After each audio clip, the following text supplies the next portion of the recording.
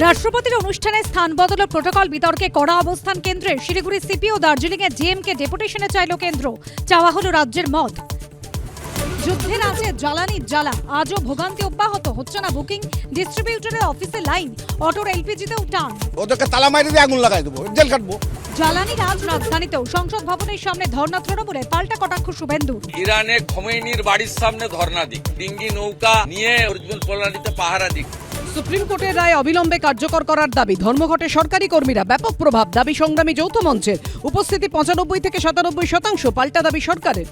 BJP সরকারে এলে 45 দিনের মধ্যে 7th পে কমিশনের টাকা দেব, এরিয়ার মিটিয়ে। যার যেটা করতে হবে না তার সেই প্রতিশ্রুতি দিতে কি এসে যায়। শপথ গ্রহণে থাকতে পারেননি আজ রাজ্যপাল RN রবির সঙ্গে সাক্ষাৎ শুভেন্দু অধিকারী।